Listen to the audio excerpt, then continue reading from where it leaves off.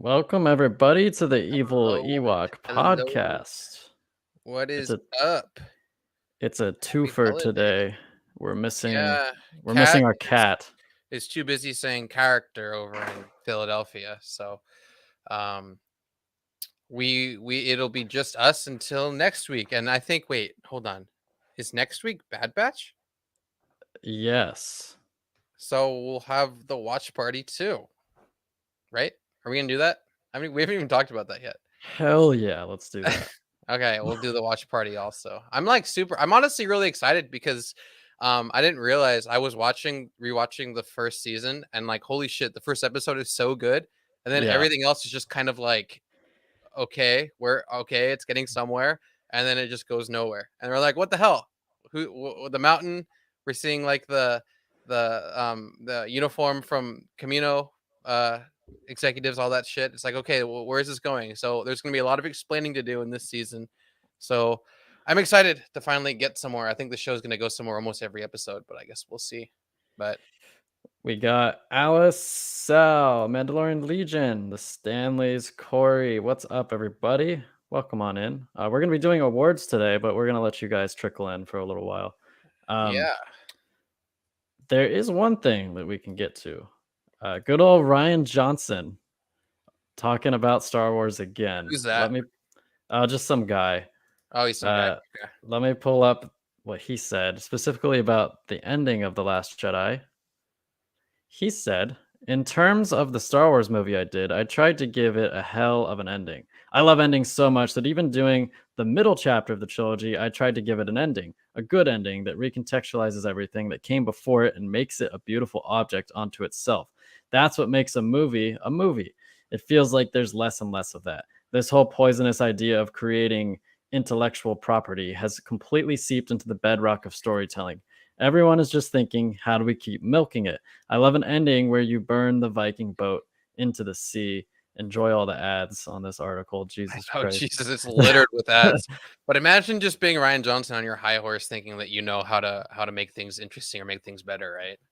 Imagine like complaining about milking something when you're literally milking the Knives Out franchise. Like that's a Yeah, yeah. The that, irony is ridiculous. I'd never even thought about that.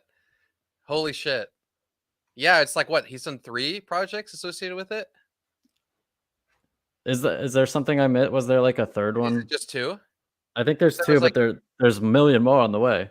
with a million more on the way. Yeah, it's ridiculous. I mean, well, me and Zach just talked about this recently, but did any of you guys in the chat see Glass Onion? I know it's Ryan Johnson. I understand your turmoil, but um, from my opinion, from watching it, Zach didn't see it yet, but the first 75% of the film is great. And then the ending is just absolutely ridiculous. And I had no idea what to even think or why he did what he did in that regard. And then you know what that reminded me of? Holy shit. It reminded me of The Last Jedi. Why did he do that? Right. And then that was how I felt at the end of Glass Onion. Because again, I've never seen like the writing, the editing is like, S tier for like more than half of the film, and I'm like, holy shit, this is like actually good. And then it just, oh, like why? Like what? Like what the fuck? It made it into one big cliche at the end, and it was so dumb. But What's up, Rob from Daytona Beach? Welcome in. what's up, Rob Garner? What is up, Sal? Dude, Sal's always here.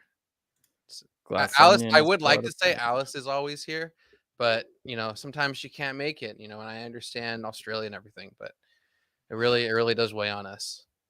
Alice, I hope you understand. The Stanleys is always here too. Much love. And then Fulcrum, or at least he was here. That He'll be remains to be back, seen. I'm sure. What was I Anyway, gonna say? you can go ahead and then we'll just jump right into it. Yeah. Someone had a good point. Where was it? Oh, right here. Sal. Don't y'all love how Ryan Johnson doesn't care what's supposed to come next, nor does he care for what came before, not just The Force Awakens, but all of Star Wars lore. Yeah, this is like a huge problem that I have with Ryan Johnson. I think this quote makes it so clear. Like he's talking about, let me pull it up again so you guys can see. He's talking about like how he wants the ending to be final and he wants like to burn the Viking boat or whatever. And I think it's ridiculous because he willingly stepped into a pre-established franchise and did a middle chapter. He even says it. He's like, I did the middle chapter. And What pisses me off the most about this quote is like when he's doing Looper, like which was his own movie that he made, when he's doing Knives Out, like that's like his universe. Like he created that. He can do whatever he wants with it. He's the George Lucas of that universe. But he is not the George Lucas of Star Wars, and he thought he was for like that 2 hour, 2.5 hour movie length. And I then mean, he Kathleen Kennedy did too. yeah, and he was like, "I'm gonna do whatever the hell I want because it's my movie," and that's more important than making something that makes sense and making something that fits within the confines of Star Wars. And that's just not how you do a Star Wars movie. And I take such umbrage with that because imagine if Sure. every director was able to just come in and do whatever the hell they wanted to the lore or like how things worked in the universe. It would be ridiculous. It's like, do you think like any long-standing Lucasfilm employee like George, like, do you think if George Lucas was the head that he would allow that? No fucking way, right? There's no way he would be like, yeah, you can be experimental. No, he would be like, this is this universe. There's rules. This is established. Let's Yeah. let's do it this way. But Kathleen doesn't want to do that. She wants to be able to like hire people to be able to like let them take the reins, right? That's kind of her goal, is to find a director, to find a team that can just go and do their thing, right? And she totally thought that this guy and everything else was the team to take it, but obviously it wasn't, and it remains to be seen. I mean, there's obviously rumors about like him still having his trilogy. I don't know if there's anything to those, but Yeah, I mean, if you're gonna experiment, do it in something like Rebels did a lot of experimenting, but nobody really cared that much because it was an animated TV show. Like if you're gonna experiment, save it for something that's smaller. And yeah, big explosion to kill Snoke. Like I agree with you, A21 edits. Like what I didn't like was how Ryan Johnson like laughed at fans for like coming up with theories, but like around the time that movie was coming out. That was really like I've never seen a creator do that before, like just mock their own fans for no reason. yeah, Um, that was yeah, it wasn't cool. But shall we get into the awards now? yeah. All right. So, welcome everybody to the first annual 2022. Well, the 2022 Star Wars Awards, the first annual Star Wars Awards. Um, this is sanctioned by Lucasfilm, It's official. right, Alex? Yeah, Yeah, this is official. So what we say goes. we are hired But by the story team, and yes, this is actually we're live at the Lucasfilm Ranch, so this is a yes. big deal. To all 9 of you, all 10 of you out there, this is a big deal, right? So George Lucas is just somewhere off screen to my left. Like you can't see him, but he's over there. So first award we have best editing. Now let me bring up the little thing I made. So these are the contenders. We've got Tales of the Jedi, Andor, Book of Boba Fett, and Obi-Wan Kenobi. And you'll be seeing these four projects a lot because these are the only four major projects that came out. So Alex, which of these had the best editing in your opinion? So let's talk about it. I guess let's bring it up. Just bring that up. I'll go from left to right, just for the beginning. So Tales of the Jedi. Obviously it's animation. It's very tough to like, I guess, separate live action from animation because it's a completely different type of editing, very different type of everything, if you will. So in regards to the rest of the categories, it's going to be very hard to compare them, but we will do our best because we don't have a whole lot to work with in terms of Star Wars projects. I totally didn't realize there's only four, right? Um, but I would say Tales of the Jedi is paced beautifully. The music is some of the best we've ever heard, and the voice acting is some of the best we've ever heard, also. And then when we go to Andor, I'd say it's some of the best writing, but not some of the best editing. There are some moments it's a little jarring for me. I would say there's better editing in Kenobi in some aspects, which is also a train wreck in itself in a lot of ways than Andor had. Pacing was a little all over the place, but the writing's spectacular. Boba Fett has its own issues. I'd say from an editing perspective, it's probably some of like the cleanest, but like it's just not the greatest example of good storytelling, right? And a lot of rip off storytelling at that. And then we get to Kenobi, and it's just all over the place. There's great moments, but it's all over the place. So for me, I would say best editing overall would probably have to be uh Andor. Um there's a lot of issues in the finale and a couple episodes in between that where it feels like I would have edited it a little differently, and a lot of the stakes were kind of taken out. Not showing Andor as much, or cutting too many different times, or keeping shots on too long in some places, like with the flutes, or cutting to bricks and screws, if you will, too often. But I'd say for me, Andor is the best edited. Um, what did you think, Zach?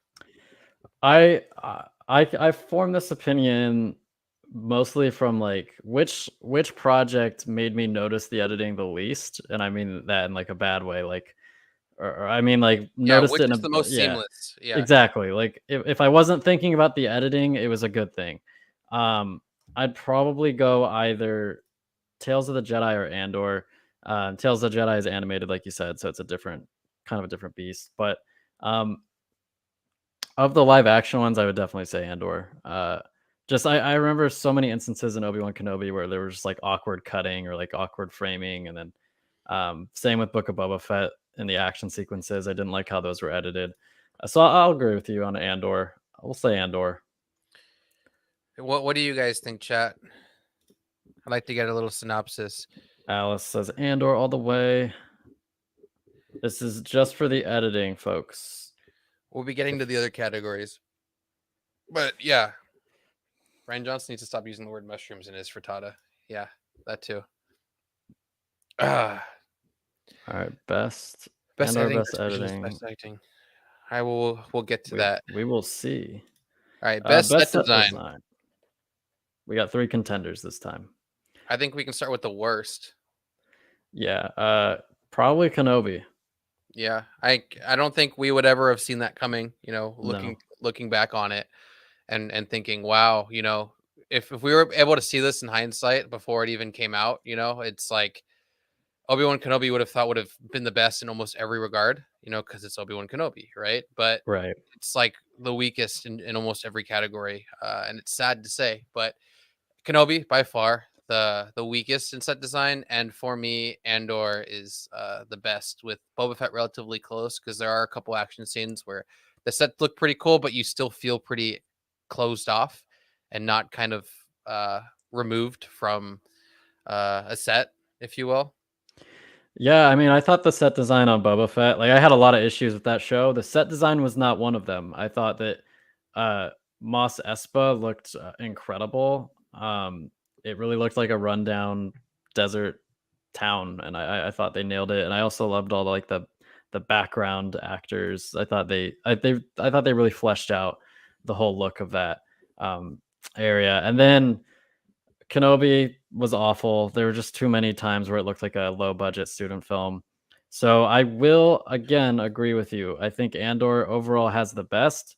Right off the bat, they hit you with that like rainy, uh, like like uh like red light district area, which was like incredible. And then they just jump around, and each area is just super unique, unlike anything we really ever seen before. We get to go back to Coruscant, Yeah, so it's Andor for me again.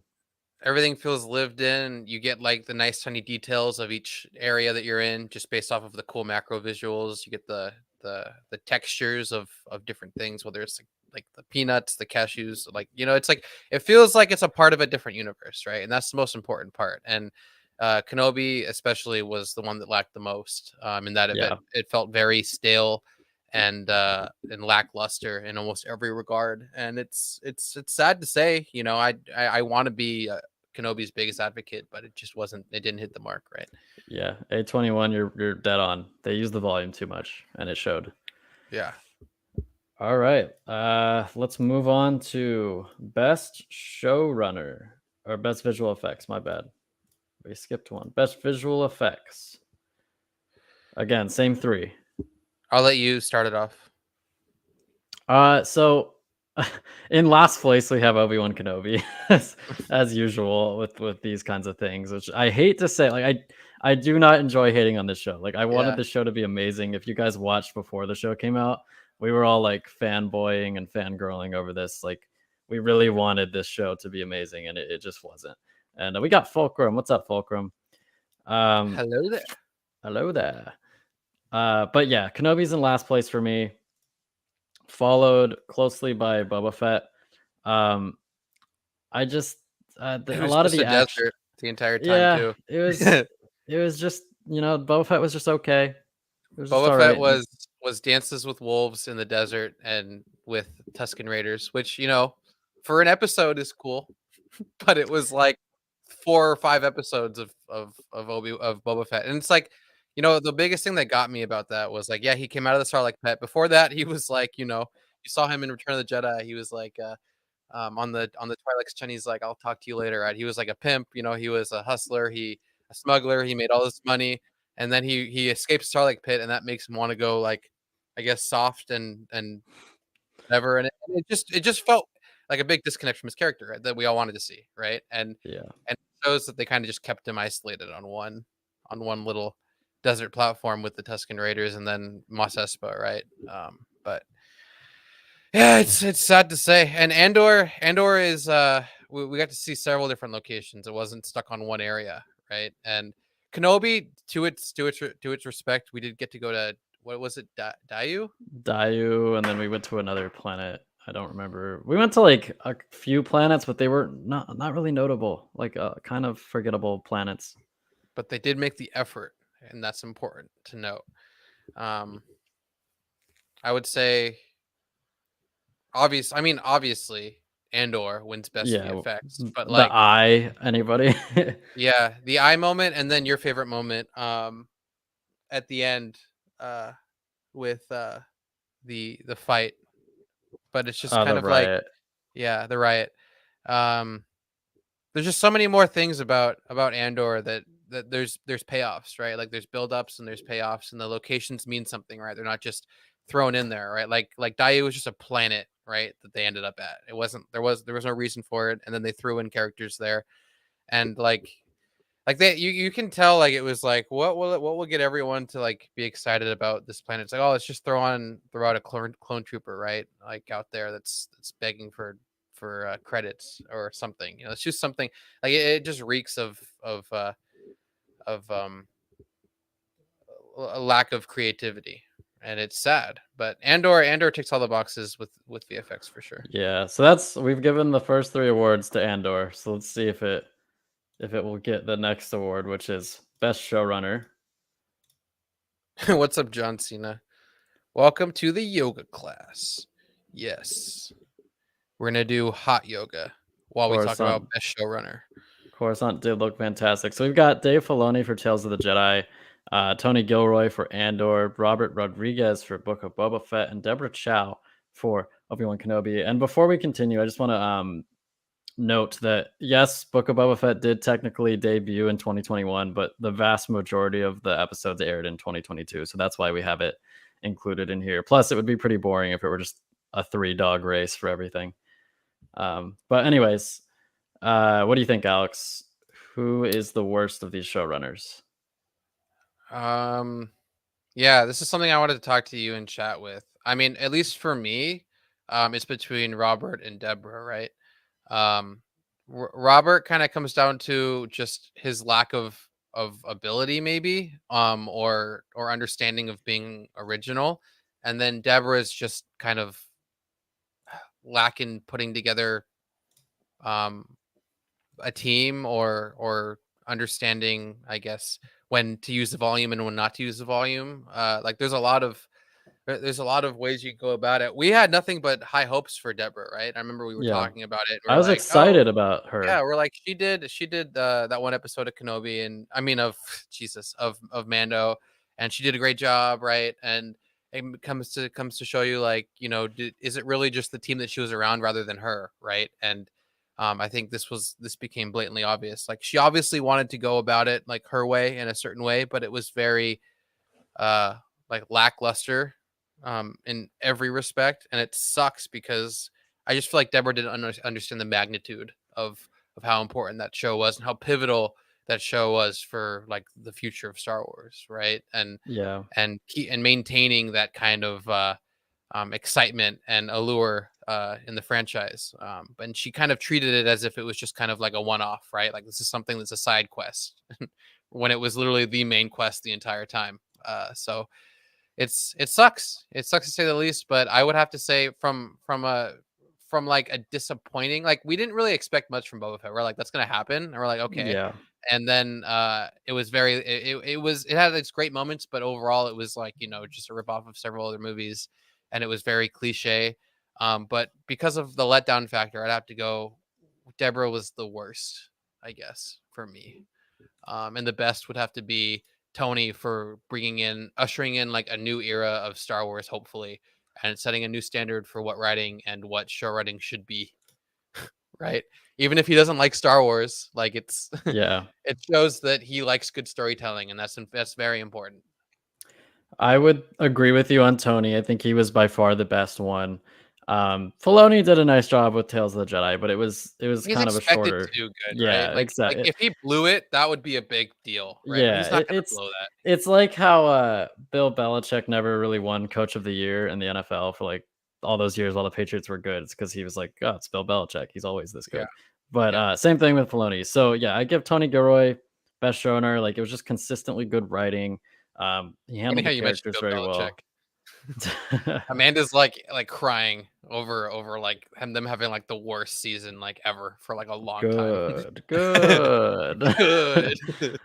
But and then on my worst, I'm actually going to disagree with you for the first time tonight. Okay. I think I think it's got to be Robert Rodriguez. He's the worst one, and I say that because Deborah Chow I felt was just thoroughly average as a showrunner. Like everything about Kenobi was kind of average, and while that was very disappointing and that hurt, um, I think that Robert Rodriguez just did like a lot of bad things in the Book of Boba Fett. Like there were a lot of things that he could have done differently from like the way it was shot, from the way it was like blocked, and then the action sequences and the writing and whatever.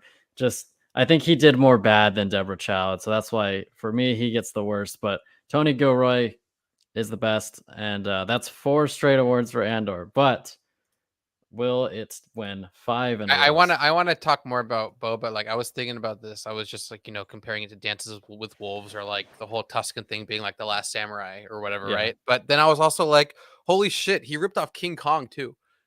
Like I'm just curious, like did he just go into like the writer's room with his action figures and was like, how cool would it be if we had this guy, and this guy all in Star Wars, and we just kind of like made it all in one episode because those are like my favorite movies. So let's just like copy all of that, right?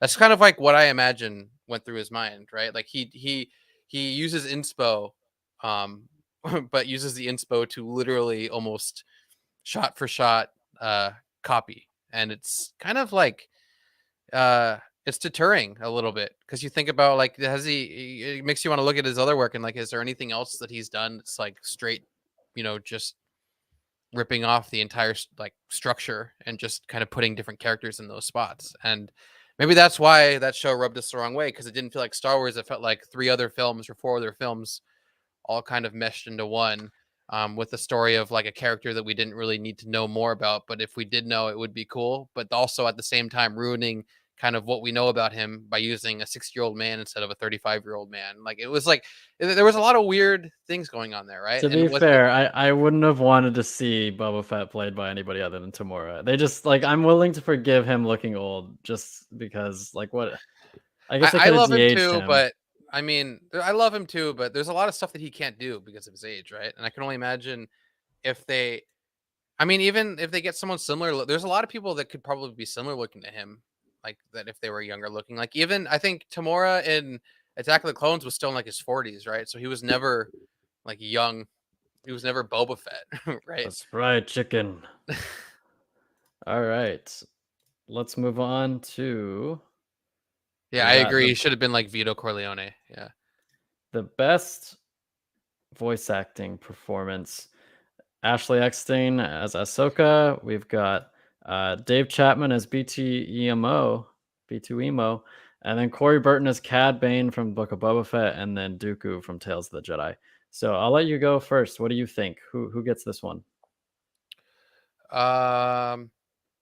So I like Ashley. It's really hard to like say you love a droid. I think the only droid that was really truly like you know personified and had like true personality. Obviously, they all do, but K2SO is the only one in my book that I think really is worthy of like saying they're Sure. a great Yeah. character, right?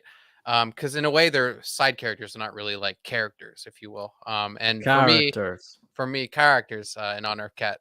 For me, it's Corey Burton. Not only because he does two, but because his voice acting ability for being Cad Bane and Dooku. Like, imagine being able to say you were both of those characters, and like the way they delivered both of those lines too, for all the writing that they made him do. It was picture perfect. And if anything, Cad Bane making an appearance in Boba Fett is what brought it to life, and then Dooku making an appearance in Tales of the Jedi is what brought it to life. It wasn't Ahsoka. It wasn't Ahsoka in the Tales of the Jedi. It wasn't Boba Fett in Book of Boba Fett. It was Corey Burton's characters that brought these shows more life, right? And I'd say that's why he wins the award for this one. Yeah, I agree. I think Corey Burton all the way. Mostly for Dooku. I thought Dooku was sensational in Tales of the Jedi. Nothing against Ashley. Again, it's kind of like the Bill Belichick thing. Like she's been great for all these years. Like it's let Corey Burton have his time in the sun. And credit to Dave Chapman for B2 Emo. He was good. Hopefully we'll see more of him in season 2. But Corey Burton just knocked it out of the park with Dooku. I love his monologue when he's standing in front of the tree on Coruscant, where he's talking about Qui-Gon and how he loves the tree, and it was just he just nailed it. It was so good, and so we happily award him with the best voice acting performance of 2022. Moving on to best musical score, we've got 4 compelling shows. I honestly don't think any of these are bad per se, but I would lean towards Tales of the Jedi. The music was just kind of mystical and just it felt like Star Wars in a good way, and I loved it.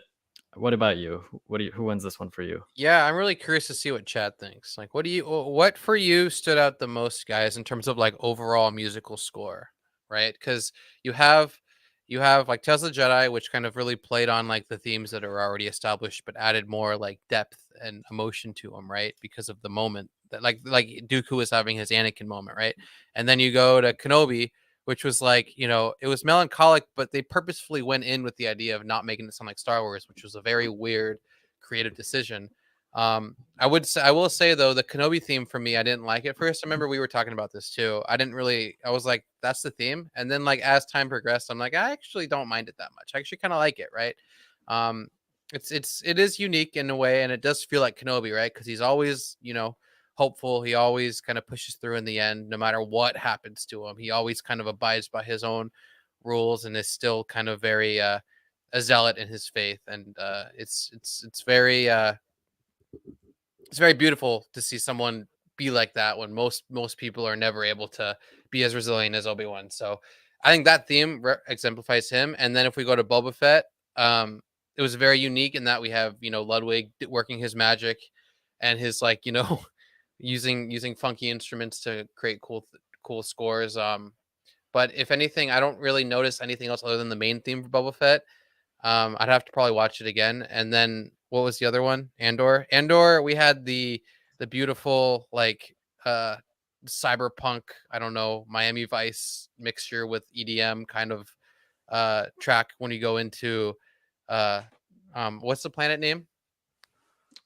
Which one? The planet name with the whole like the theme that overlooked where Andor got taken. The Miami planet. Do you remember? I don't know.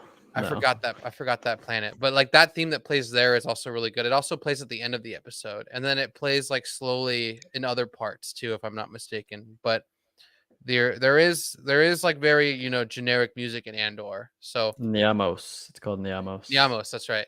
Yeah, like that theme is cool. Like there are cool themes, but the music is very generic to fit the narrative, and like the music isn't completely necessary because the writing is so good, and the performances are so amazing. So you don't really think about it that much, but because it was breaking into new ground, obviously. But I think best musical score. Can I see the 4 again? I'd No, probably no. have to go. Overall, I'd probably go with Tails. It sucks because Obi-Wan Kenobi easily could have won this if they Yeah, hadn't tied their hands behind their back and chosen not to use like classic Star Wars music. Like it could have won easily, and they just decided not to. So shame on you. I think it was actually Deborah Chow's decision to not do that. So shame on you, Deborah. That was a horrible call. Moving on to best musical theme, which is just like the theme Like the song of intro the theme, show. right? Yeah, For the basically. most part. Um, you can go first on this one. I'm giving it to Book of Boba Fett, which I mean, I have a lot of issues with this show, as I said before, but the theme is not one of them. I think has an excellent theme, gets me very hyped. I loved the theme. I listened to it all the time on Spotify this year. Um, so that one would be my choice. What about you? Yeah, my girlfriend's Spotify Wrapped was, I think it was number 3 on Wow, I overall didn't list. listen to it that We much. listened to it a lot. She loved that theme, and so did I. I think it probably is the most standout of all the intro themes, and it's like very unique and it's cool, right? That was one of the most exciting parts after watching the first episode. We're like, oh, that's a cool theme. Like, this is probably gonna be a great show, right? I would think, yeah, Book of Boba Fett definitely takes the cake in that. The Andor idea, where like each intro episode was like a different stem of the overall track, and then if you Yeah, play each stem all together, it plays one big track. Was a very very cool creative decision. I don't think I've ever seen that before. So I'd say like creativity, amazing, but the theme, it really isn't a theme. It's just an intro like title, right? Um, but I think that creativity wise, that was amazing. But overall, Book of Boba Fett for sure. Did Tales of the Jedi have anything I don't like in the think intro? so. It would just go to like the black screen and it would say Tales of the Jedi. Yeah, and So it would say the episode title. Yeah. yeah, I guess it shouldn't be here, but yeah, it's Book of Boba Fett for us. Again, I don't think any of these are bad. I think they're all good. Honestly, I think this is the only category where it's like all incredible, and it was really tough to pick. But Yeah, like all the intro titles like are all really beautifully made. Like the whole sand effect too for Kenobi is brilliant. I think that's one of the coolest effects we've ever seen. It matches everything thematically. It gives it a very melancholic intro tone to get into the episode, right? Like that's all well done. Um so yeah, I agree. all right, moving on to best action sequence. Now, this will be um there's a lot of action sequences in these, but for the purposes of this, we'll go with the Yoda or Yaddle versus Dooku fight for Tales of the Jedi, the Eye sequence for Star Wars Andor. Um, we'll go with the train sequence for Boba Fett, and then the Vader versus Obi-Wan duel at the end for Kenobi. So, which of those jumps out at you the most, Alex? Yeah. I'm gonna need help, honestly. Not just with you, but with chat. I need to like talk about it for a little bit. So let's unpack Tales of the Jedi. So it's the Dooku Yaddle, right? Dooku Yaddle. Yep. Yeah. Although I do honestly, just from like a cinematic perspective and just a character perspective, the Ahsoka and Inquisitor scene was like, it looked so cool, right? Everything about that moment looked so cool. But I mean, everyone has their own grips with that episode and that scene. But that moment is like, it looks amazing, and it feels great, and he looks so scary, and then he just is dead, right? But It gets um, wrecked yeah, immediately. he looks so scary, man. That Inquisitor looks so scary, and that was like one of the coolest masks I think I've ever seen. And his Um, voice too. And who yeah, might you be? yeah, like some of the writing was really good too, and it just ends so quick, right? That was like the problem. It just there was no. We were just introduced to him, and we were scared shitless of him, and then he just dies, right? But I mean, it's Ahsoka. Of course, she's gonna destroy any Inquisitor, but so there's that one, and then what was the next one? Book. Was it Book that we're gonna talk about next, or uh Andor? we've got Andor. So Okay, that the eye sequence.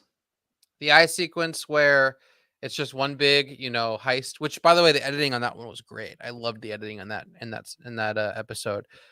We cut between two different groups, right, constantly, and then they finally get to the escape, where they happen to escape right during their big festival, right, where everyone Hmm. is like, where the natives are coming together to like have their religious ceremony, and they're escaping right into the eye during that time because it's like fucking dangerous and they could all just explode, right? And so they do that. Luckily, they don't die. The two TIE fighters die, but that was some of the coolest TIE fighter action, coolest TIE fighter VFX we've seen in a long time, right? It didn't look cheap. Nothing about that episode looked cheap, and that was what we all wanted, right? That's what we all come to expect from Star Wars, and that was definitely a step in the right direction from a VFX standpoint. Um, okay, and then we go to We go to the Book of Boba Fett, the train sequence. Yeah, the train sequence was cool. Um, it was with the what are they called? The Pikes. The Pikes, yeah, and the It was the Tuscans. intro to the Pikes, right? And it was like they did something that made him mad, so they hunted down the train that was doing the things, and he got on it, and then pull like what did he stop the train? They I'm like stopped the trying to remember. train and then took the cargo, and I think they just, like, Oh, and that's where like a destroyed it. bantha came, right? Or no, was that Yeah, before? Or were they? Was he teaching him how to ride? He was teaching him how to ride that like was a bantha, before. and Yeah. then they go and fight, which was like, yeah, I guess. I'm a But sucker that for was train sequences. I've always loved train sequences in you anything. like Like, I Bullet don't Train? I did like Bullet Train, but Really? You like I Bullet Train? I don't love it. Damn. I just I thought it was good. I like moments But of it. I just like I don't know, there's something about, like, being on top of a train and, like, fighting. It's cool, like, it's cool. I don't know. I've always been a sucker for it. So, I'm a big fan of what's that big one? From the Korean film director where he did like everyone lived on it. Train to Busan? No, Oh, no, no, no, no. I know what everyone you're lived talking on a about. train. Um, It's a weird name, but they did a TV show too. Um, God, I cannot remember it. Um, yeah, like the it's upper class lived at the I know what front, you're talking about. and Yeah. the lower class lived at the back, and everyone just lived on a never-ending train that went around the world. What Um, is a Snowpiercer? It's called yeah, Snowpiercer. Snowpiercer. Yeah, that's I love that show. Like I love the lore of that show. I love like the little intricacies they find when they're stuck in a train. Um, everything about that the movie was really good. There were some issues there. The TV show expanded upon those ideas, but kind of fell short in some aspects too. I just want to know more about like the different areas of the train and like the hidden secrets they have. That was something I really liked. It reminded me a lot of BioShock, right? And that there was like a secret. There was like some millionaire and who created an amazing city in a weird environment, and everyone thrived there. But like a lot of people suffered too, and there was like a lot going on there, and it was beautiful. That's an example of like a train story that I love. But like you or straight up just like anything on a train, action sequences, shooting, throwing people off of it, that's all you, right? Yeah, we have 42 Discord members right now as the update there. Um, Oh, nice. Yeah, we have 42 now. We just like with the release of the new VFX Kenobi update, I just decided I totally didn't realize I didn't have the Discord link in any of my videos on my main channel. None of them had it. I haven't even endorsed it on the community tab yet. But me and Zach will at some point. But there's definitely going to be something for the first 100 regardless, but the 500s we're going to be doing a lot of special giveaways and whatever. But yeah, we're at 42 now. It's slowly growing. But it's all about quality over quantity, right? That's what you guys all are. But 42 is the meaning of life. 42 is that we hit our goal. Everyone gets $1 million. Amazing. Don't quote me on that. We okay. Sorry. So Best action sequence best still. action sequence. So that was the train, and then after that we have Vader versus Kenobi, Kenobi. Vader vs Kenobi, where the saber combat was much to be desired. Um, a lot of the sequences felt a lot of the invite a lot I mean sorry a lot of the action sequences felt like they were like staged for like the big poses, right? Like Obi-Wan with like the I will do what I must, and then he gets in his pose, and then after that he holds the saber and then goes to the next sequence. Like everything felt very choreographed, right? And I know you can have your complaints about the prequels doing that, but at least it like was so visceral and felt like they wanted to kill each other, right? There was a lot about I guess this combat that felt a little slow and clunky, a lot like A New Hope. Obviously, I don't know if that was what they were going for. But the only notable moment in that for me, I also hated the lifting of the rocks. I didn't like that It was very too much. much. It was It too was too much. much considering we had Ray do it, who just learned what the Force was like that same day. So it was like all reference of that being a very powerful Force ability went through the shitter, right? Um, but anyway, uh, the only notable moment was at the very end when they have their heart to heart, right? And I would have loved to have seen that before they even fought, and for the fight sequence to be on something like whether it's a snowy planet or like a lightning planet or like a blue lava planet, what something that like contrasts Mustafar, or like a water planet. Something would have been really cool to see instead of just Yeah, rocks, right? We I had just mounds in the first fight in the back of Paramount Studios, and then we had just a bunch of rocks. And that was it like, was so unimaginative. Like yeah, I can't even like picture the planet really. I just like imagine like this like grayed out like background and like they're fighting at night. It's just uh again, like it's just them not doing something spectacular when the whole show should have been like they should have given it their all and they just didn't. And that's why I can't give it to Obi-Wan for this category. Um for me, it's probably the Eye just cuz like that wowed me so much. Followed closely by either Tails or Boba Fett. yeah. I'd say just from like, it sucks that like the best VFX is gonna fall into the action sequence, right? Because um I guess generally they should be in separate categories based off of how they're done in the build up and the payoffs. But the build up and the payoffs and almost everything aside from Andor is pretty bad, right? And that's what sucks, that now it's going to fall under the best looking uh action Yeah. sequence, and it's going to be Andor, unfortunately. So um what do you guys, what's your guys' best action sequence, chat? Like, Alice, what was your favorite one? Iron Elephant, what's your favorite one? Which, welcome, by the way. I don't know if I've seen you before. I'd say for the prison breakout. Well, yeah, but that's more like writing, right? Like there wasn't a lot. It was just like them kind of breaking out and what's his face not being able to swim. Whereas like nitty gritty action that Star Wars is known for is kind of what we're thinking about, right? Honestly, I might be reevaluating my choice. I think that a lot of the reason why I picked the Eye was because of the visual effects. I'm gonna go with I'm gonna go with the train robbery, man. Screw it. I love train robberies. I'm going Boba Fett. Do it. All good, man. Train robbery, huh? I mean, it was a good sequence. It was just, yeah, it felt very, yeah, like Dances with Wolves, like stopping the white slavers from hurting the Native Americans, right? That was what the whole show kind of reminds me of. It's very Yeah, but we're talking period about the based. sequence, the action sequence. I I hate the show too, but I just like I the train know. robbery. I know. I always forget.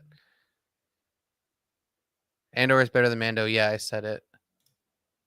I think I think Andor, well, Mando has like a formula, right? It's very formulaic in that it's like a Saturday morning cartoon. Each episode has the same premise, right? And that changed a little bit in season 2, but I guess we'll see how season 3 goes. But I would say, yeah, from like an actual like TV show, perspective, having all the characters in play, showing, a bunch of different locations, having actual drama, having good writing, good dialogue. Yeah, I think Andor is better in a lot of those respects.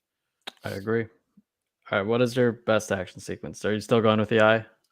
Um, I mean, well, like I'm thinking like I just because I've wanted to see TIE fighters blow up in like a cool way and forever. I wanted to see action sequences where things are look exactly how I remember them from the prequels or whatever, right? And not so lackluster. And so yeah, I'm gonna have to still go with the Eye.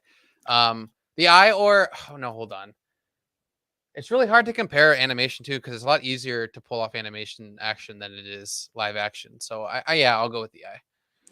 All right, we're moving on to the big ones. Best supporting actor. We've got Hayden Christensen for Kenobi, Stellan Skarsgård for Andor, Pedro Pascal for the Book of Boba Fett, and Kyle Soller for Andor as well. Um, for me, this is actually quite easy. I'm going with Stellan Skarsgård. I thought that Luthen was arguably the best character in the entire show, and I think he was way better than any of these other guys. I mean, I love Hayden. I love Hayden to death. Hayden was like my childhood hero, but he said like 5 lines, guys. Like it can't be Hayden. Yeah, you can't just base, nostalgia to make this choice for you, right? I mean, we all love Hayden. That's already established, but now we got to think outside the box a little bit. Um, I just think the idea that Pedro is even a supporting actor. We were just talking about that Pedro's even a supporting actor for Boba is ridiculous. I don't know if he ever should have even been in there, or if that arc with Luke should have even been in there, but that's for another time. Or we've already beaten that horse to death a million times. Um, yeah, I think Stellan wins by a landslide just because of his dialogue and the amount of lines he had. Right. Cassian Andor. Unfortunately, Kyle was a creepy person, and no one likes creepy people. So, um, unless you're Jake Gyllenhaal or that other guy from those stalker shows, um, but we won't get into that one. Like Luthen's line at the end, or not at the end, at the scene of letting of Cyril, or not Cyril, letting that one guy who was like undercover go, right? Like what he gave up. Like that line alone is better than almost any line next to like maybe I'm what remains, like with Hayden, right? You Uh, ask what I've given up? Everything. It's so good, dude. Like that whole I thought you monologue were is about to say the incredible. whole monologue. I'm like, dude, you memorized it? Holy Oh, shit. I wish, dude. I should memorize it and then say it on stream for the views. Yeah, So we what would be the well, it would go Stellan, Hayden, I or would it go Stellan, Pedro? I think it should go Stellan Pedro, but like in terms of like my appreciation, it would be Stellan Hayden because Hayden didn't have to come back, and So him let's coming back say, was so meaningful. yeah, let's say like, you know, Vader was a new character, right? And we had no idea of who Vader was until that moment, right? Um, you can just say everything you want about how brutal it was or whatever. Like, would we still? We obviously wouldn't hold it in such high regard, but he came back because of his regard. So, I mean, it's really tough to decide between these two, right? And then obviously Kyle is last place, but I mean, he's probably still a good actor, right? I mean, whatever. It's Charlie, everybody. He's I mean, here. I'm sure I can play a creepy person on screen. I don't know. I guess we'll see. I don't have Twitter. I like my Twitter was from like high school, and I haven't used it in like almost 10 years. So I don't know. I don't know if that's true. I believe I had you on Twitter on me ancient account. Unless you're someone I knew from high Dude, school, Zach which is is like one of the only unlikely. people you'll meet that has no social media at all. Like at all. I mean, you might have followed someone who's Sicilian that looks like him, but you're Sicilian, right? Or I'm are you different? Italian. I I'm thought you just said you were Italian. Sicilian. Oh. No, you think that I'm Sicilian and you think I'm a Cowboys fan. You like create these fictitious like qualities about me, and then you To just go me, you've around always been a Sicilian you Cowboys go fan. around telling people things that aren't true. Oh my god. I do agree with this. Yeah, Carrie Jones as Black Chrysanthemum. I think well, Amanda really liked Black Chrysanthemum. And I think Chrysanthemum was like another moment in Boba Fett where you overlook how terrible the show was and see cool characters, right? And then the moment where like Chrysanthemum's obviously like beating up Boba and like breaking, you hear like bones crack, you hear him like punching Yeah. through his ribs, and you hear him like fucking just straight on like clocking him right in the face, and he still looks fine right after that in his bathrobe. I was like, I feel like if Chrysanthemum punches you, you're dead, or like your face is gonna be like it's gonna just explode or something. And that was one thing I didn't like, but I will agree. Yeah, Chrysanthemum was really cool to see. All right, moving on to Best Supporting Actress. We've got Indira Varma for Kenobi, Genevieve O'Reilly for Andor, Ming-Na Wen for The Book of Boba Fett, and Adria Arona for Andor.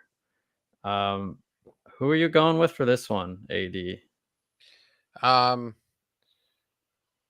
I would have to go. I mean, we were talking about this earlier. I'd have to go. Hmm. We can all agree all four of them are great. I think the weakest for obvious reasons because she isn't, uh she isn't given like the time to necessarily shine. She's always kind of seen as a side character is probably Adria. Um out of the four, I think Indira Varma in Kenobi was like a big part of why that show um was watchable as well. Ming Na Wen is probably one of the most interesting things about Boba Fett. She was kind of the catalyst for anything that mattered, and Boba was just kind of a bumbling idiot most of the time.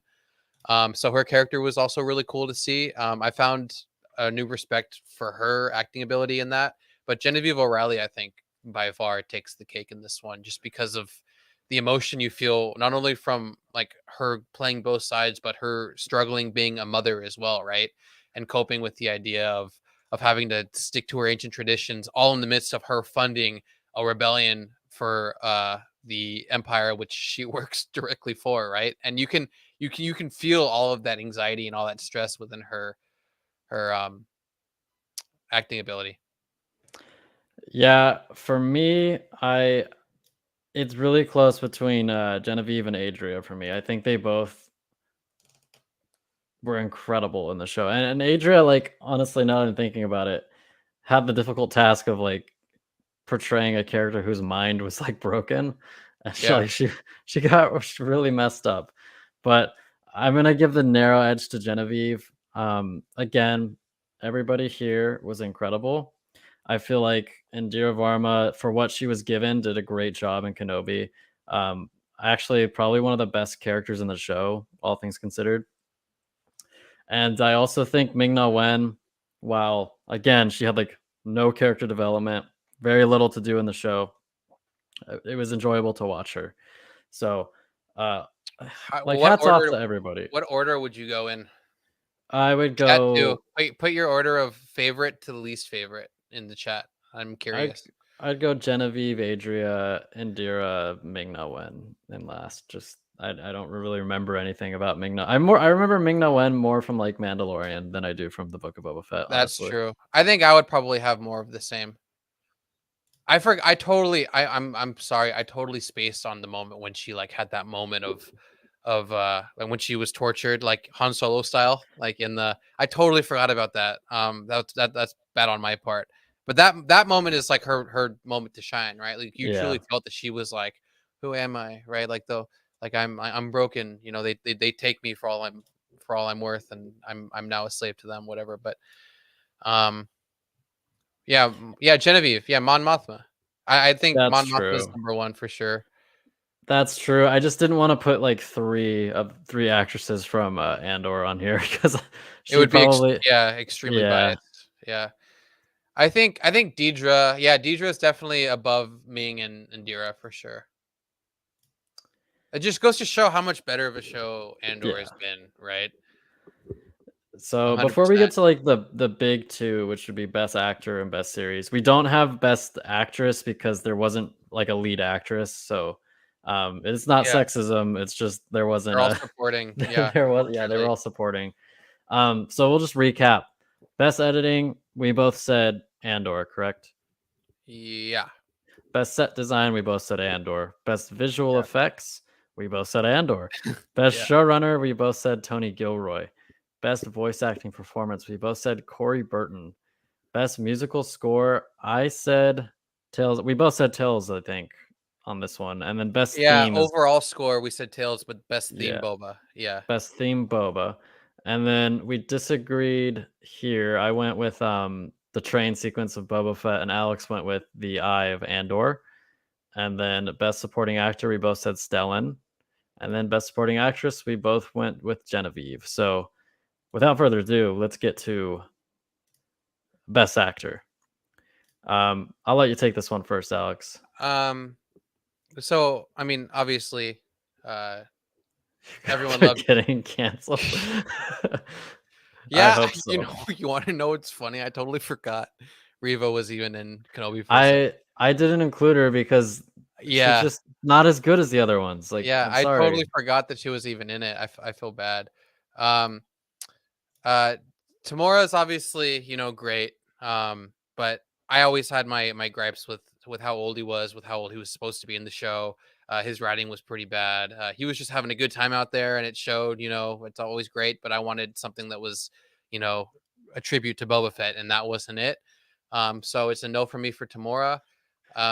Diego, although the writing was phenomenal, I think if the writing was of equal caliber or better on Kenobi, it would be Ewan by a landslide, obviously, right? Like if Kenobi had amazing writing and it was like something that everyone loved, he would win by a landslide. But the only reason why Diego is even close is because of the writing differential. But I would say Ewan still 100% carries the show, and makes it still somewhat watchable because he's Ewan McGregor and because he's Obi-Wan Kenobi. and you can still feel like his love for the role. Um, I'd say Ewan still wins, but Diego is very, very close because of how good the writing in it is and how good of an actor he is as well. I agree. I think Ewan carried the hell out of the show. It's not even funny. And I think this is like this award show is the perfect like example of that. Kenobi didn't win a single award like on from either of us until now. Like Ewan is the only Kenobi award.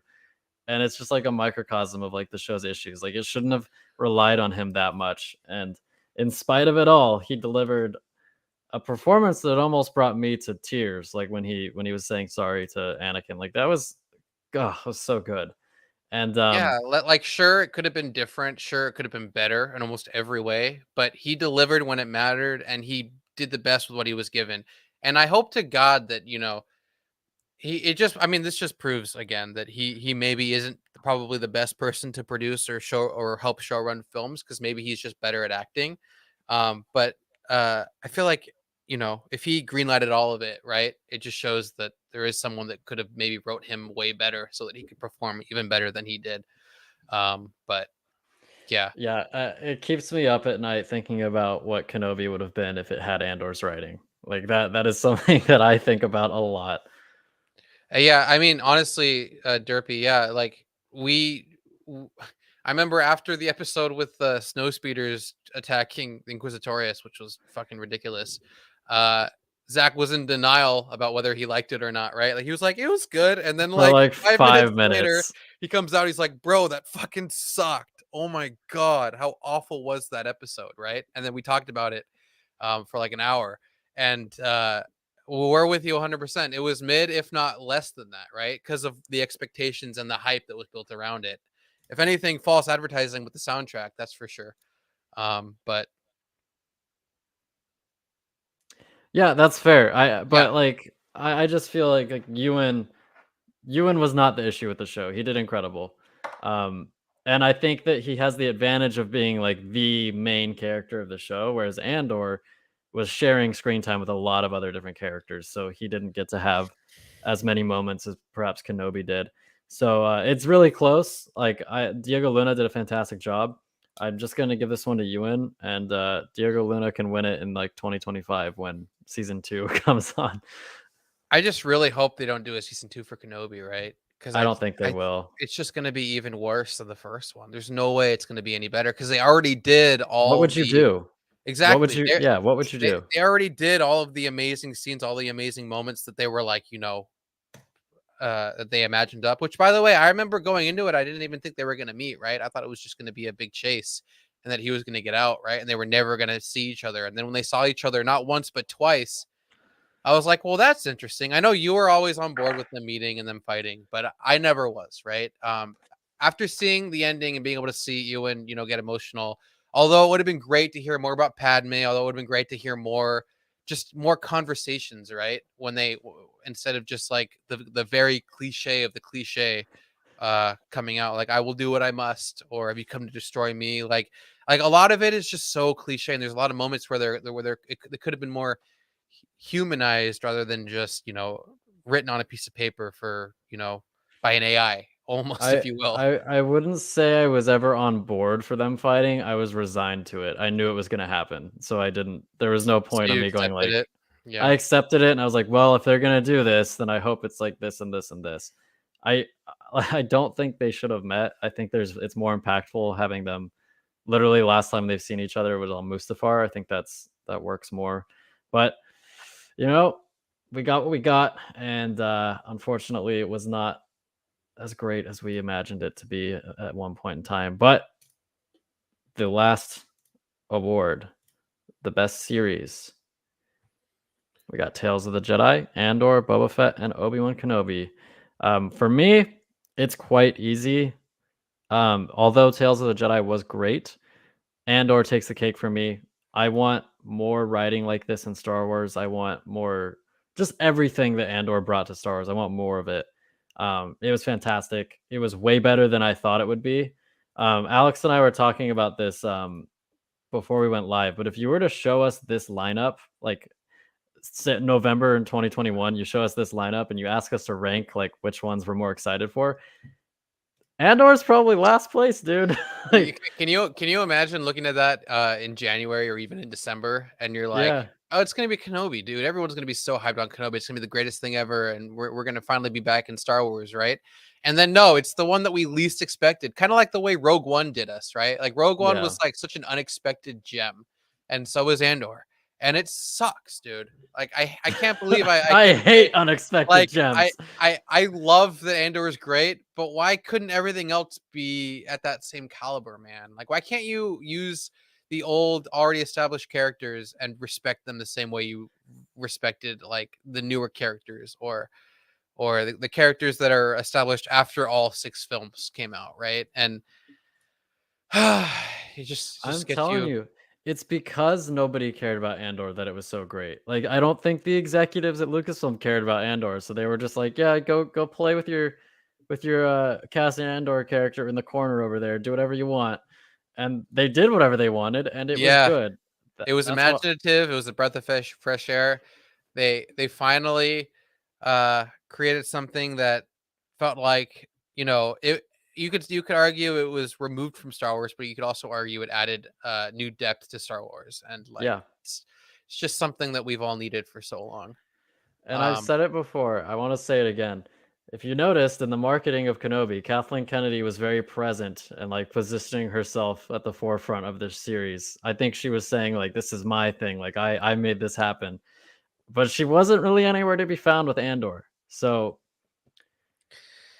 yeah, yeah, so and I mean, it seems like a lot of the choices that she has made have been relatively poor. Granted, a lot of things wouldn't happen without her, but I'm sure that if there was another person in her position, that a lot of this would have happened and more. Um, and probably they would have been carried out a lot, a lot cleaner and a lot better as well. Um, yeah, shit is in Star Wars too now. Very interesting. that's true. Yeah, but like, why were there restrictions? Like, why was that even? Why weren't they just like, hey, let us know this is the budget. If you need more, let us know. Right? Like, this is Obi-Wan. This is like a legacy character from the very first film that started the entire thing. Like, is it that not is that not a realization for I don't anyone? want to think about it anymore. Okay, I don't want to think we're about thinking too much. We're like, just don't think about it. what's done is done. We're never getting a good Kenobi show. I'm just so happy we're getting a season 2. Yeah, season 2 is probably going to be way better too because they're already established characters. Um, I think I can't help but think this, but just based off of how Fallen Order does, and I guess depending on how Survivor does, I feel like we're gonna get a live action Cal. That's just I gonna be what agree. happens, right? They're gonna have to lean that way because they're like it shows they're so creatively bankrupt and they need new blood at the helm to really kind of steer Star Wars in a direction that everyone likes. And what's like the easiest thing for them to do? Let's just fucking put Cal in a live action film, right? Or live action series, and that's probably what's gonna happen. Yeah. He's a great character. I hope that uh Jedi Survivor isn't ass. Like I'm scared that EA is gonna ruin it. Um, but that's our awards, everybody. For the quick recap, for those of you who don't remember or just tuned in, best editing we gave to Andor. Best set design we gave to Andor. Best visual effects we gave to Andor. Best showrunner we gave to Andor via Tony Gilroy. Best voice acting performance we gave to Corey Burton. Best musical score we gave to Tales of the Jedi. Best musical theme we gave to The Book of Boba Fett. Best action sequence, Alex gave it to Andor, and I gave it to The Book of Boba Fett. Best supporting actor, Stellan Skarsgård for both of us. Best supporting actress, we both gave it to Genevieve O'Reilly. Best actor, we both gave it to Ewan McGregor, and best series, we gave it to Andor. So for those of you counting at home, that's 1, 2, 3, 4, 5, 6, 7, 8 awards for Andor. Andor won Well 8 of the deserved. Well deserved. yeah. Andor swept. I was just thinking, like, oh, Alice, did we make the shirt you wanted? Because I remember you mentioned something. Because I was gonna let you guys kind of decide what you liked, and we're probably gonna make that the standard for a lot of others. Um, I just want to make sure you guys can get a design that you guys like, and that can kind of be the standard for everyone else. So just drop in the Discord and let us know um, your thoughts. But also, Alice, I wanted to well, you were saying something. Yeah, I mean, this is just like saying, why don't they use Legends? Why don't they go into Old Republic? Why don't they use established stuff? Because you know, you could make the argument they don't have like complete rights to some things. Like they need to give maybe royalties in I perpetuity think they or an do. agreement. Well, I guess the So royalties thing is a good point. yeah, so maybe they want to be able to use characters that are 100% their own, that they can make the most money off of. That's the only logical explanation I can think of because they're a business. They're one of the biggest conglomerates in the world. They know what would sell, or they should, and they're just trying to veer us away from it, right? By doing their own stories. I think that they're going to stick. And so far, they haven't been. Andor is the only exception here. Rogue One's the only exception here. But there's a lot of issues with what's going on over there. So they're doing a lot of damage control. They're very tone deaf in what we actually like. I'm certain that if they were to do Old Republic, there's a lot of paperwork and a lot of issues that are involved, and that's why they haven't touched it yet. But they want to be profitable first. I think that's their main goal. They want to make their money back. So I guess we'll see. I wish someone would just ask like Kathleen Kennedy, like, why haven't you done the Old Republic yet? I wonder what she would say. If she even knows. I hope she knows what it is. But like you I mean, said, it seems like such a no brain thing to do. there's a lot of no brains, but it's like you have to think it's more than just the obvious complaints, right? Like they're not stupid. Like there's no way they're that stupid, right? There's something more to it that we just don't know. So we'll see. And I will say this: there is something about Survivor. They said the main villain is someone that we know. That's an insider info that I got. So they couldn't tell me, but it's someone that we know. So there's that. We'll It's see. Snoke, of course. It's just no, it's literally what is his name? I always forget his name on in the prison who couldn't swim. Watto. No. Kino Loy. Kino Loy? Kino Loy. Yeah, so it's literally just Kino Loy was in the back of the tank and he grew long blonde hair and he had force sensitive powers his entire time. Grand Inquisitor or Barasafi. Well, so yeah, so they're saying that isn't the Grand Inquisitor, right? Like they're saying there's Yeah. nothing concrete to help you, decipher whether or not that's a Grand Inquisitor or not. But everything's pointing to it not being him. I thought it was him too, but I guess it's not. No, the main, like not like the dude who's in the back to tank, but there's another villain, I guess, that's well known that everyone's gonna be excited about. So I guess we'll see what that actually is. But Maul. it'd be cool if we got more like Crimson Dawn stuff. Would you want that? Yeah, I would be down to see Maul. I mean, I know like Maul's been in a lot, but like he does have that period of time between um the Clone Wars and Rebels where we just don't really know what he's doing. And they need to fill in that gap. So I'd be down to see Maul. I'd be down to fight Maul. It'd be a horrible boss fight that I would probably I mean it would be great, but it would frustrate me probably. It'd be really hard. And but I'd be down to fight Maul. Yeah. I mean, I'm just trying to think. Like, there's no way they're gonna build off of Solo. Like, what would they just make like a show called Crimson Dawn? Like, how would they even bring him back if it wasn't in the video games, right? Yeah. When are we gonna see Thrawn? We're gonna see Thrawn in the Ahsoka series Yeah. next Imagine year. if we don't. Imagine if he's like just mentioned at the very end of the last episode, and we have to wait 2 years to see him again. Ahsoka's like, "Tell me, where is Grand Admiral Thrawn?" And it like it ends just like that. it's literally like she sees the same Asian chick with the spear. She just like they just fight. It's just like they reposted that scene at the very end for no reason, and then it's like, where is Grand Admiral Thrawn? And everyone's like, oh shit, we're gonna see Grand Admiral Thrawn in the next season. It's like, wait, aren't we supposed to see him in this season? But it is rumored that we will get Lars, right? I mean, whether it's rumored Lars? or it's Lars Mikkelsen, whether it's Oh, I what. thought you were talking about Owen Lars. I was like, Oh yeah. what? We'll get Joel Edgerton. He's coming back. Hell As yeah. it's gonna be recast as a He's the villain in Fallen or in Jedi Survivor. It's Owen Lars. Owen Lars was an Inquisitor this whole time. They're He was like, "You're just really playing the gonna be long game. excited about him," and we're just Oh like, my god. "What?" Yeah, I agree, Fulcrum. I do also genuinely want new characters. I'm as much as I love old characters, it's kind of beaten to death at this point. And it doesn't if you show Luke too much, if you show Obi too much, if you show I don't know, Qui-Gon, you show Dooku. I mean Dooku was fine, but like if you keep doing that over and over again and you don't build off anything new, it's gonna lose its its magic and its luster of those characters, I think. At least that's what I I think. think the villain of the game is gonna be Dooku's severed head on like a little robot thing. Oh, Yeah. he's like Skywalker.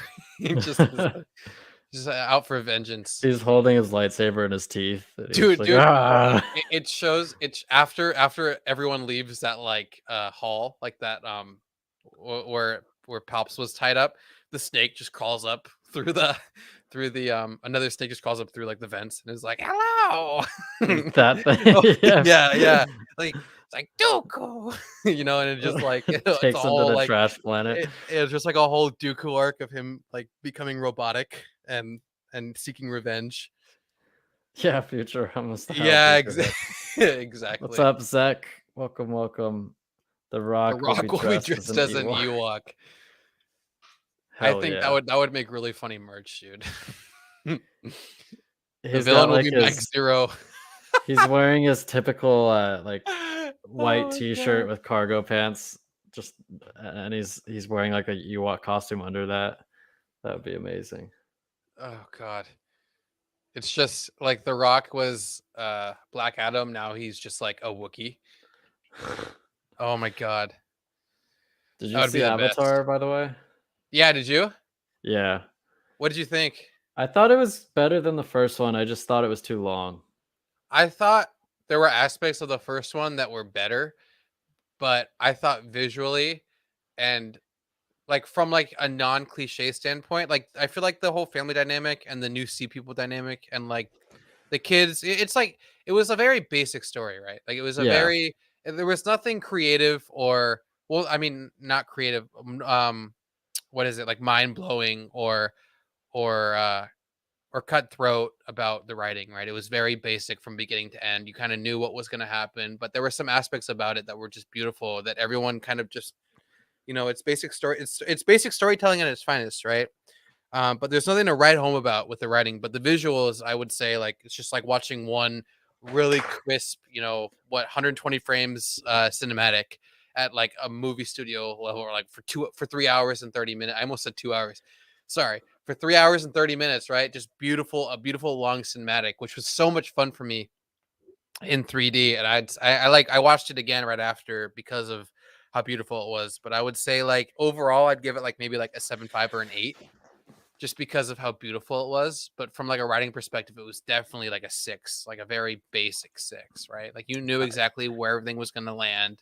You knew exactly how everything was going to happen. It was very cliche in a lot of ways. But Yeah, I'd give it a 7.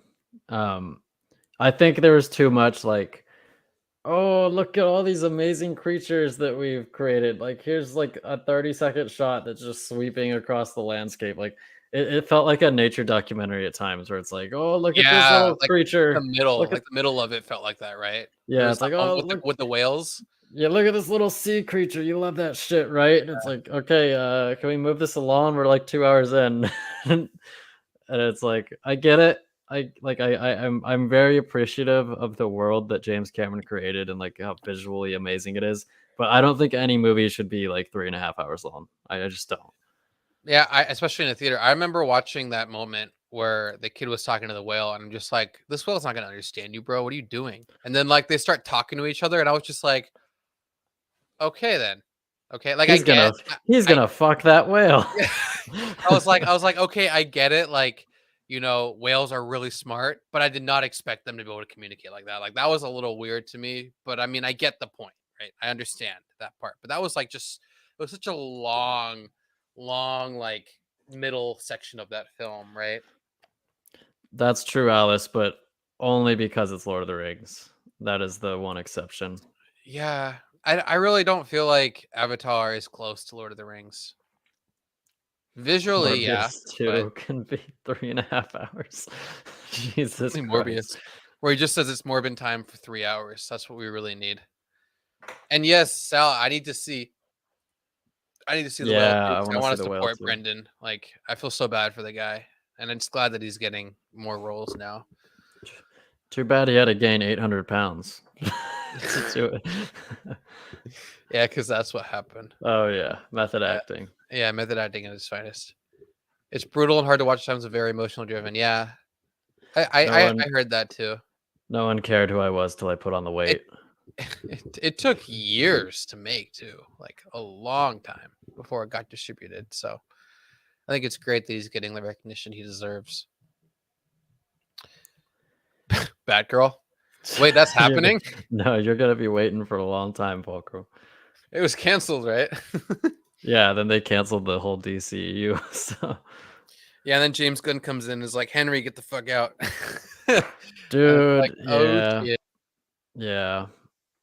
There was a Well, lot of funny like fake news articles that are coming about who's gonna be recast as Superman. Have you seen any of those? no. Yeah, like a lot of people were like, "Oh my god, no way, this would be so bad." I'm like, dude, that's fake. There's no way they're doing that, right? But who knows?